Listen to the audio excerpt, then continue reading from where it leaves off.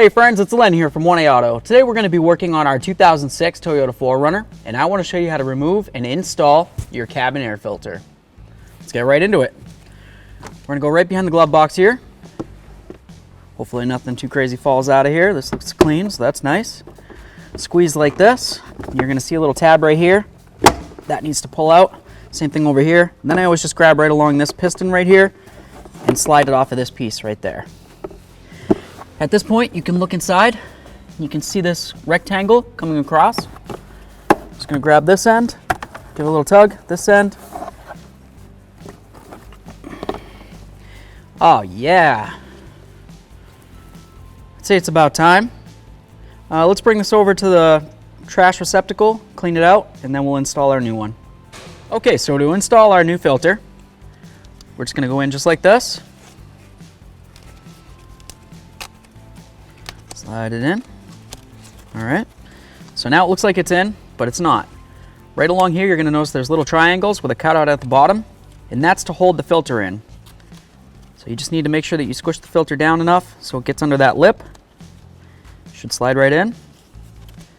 Around here. Do the same on this side. That one looks good. Come right here. There we go. In like so. Awesome. Now when we install this, you want to make sure that these fins are facing up. So that way there, as the air is getting drawn into the vehicle, it's coming down here and it's going to accumulate inside all these ridges. This is going to help protect you from breathing in all that crud that you saw in the old one. Come down here, line it up with the hole, and just slide it in. We're going to listen for a click noise. Awesome. Give it a nice little tug. Try to wiggle it around. It's definitely latched in. Perfect. At this point, I'm going to lift this up. We're going to pay attention to our piston now. You've got your little piton right there, okay, right where my finger is. And on the piston, there's a little hole. It's kind of like this one up here, except it's down, right down here.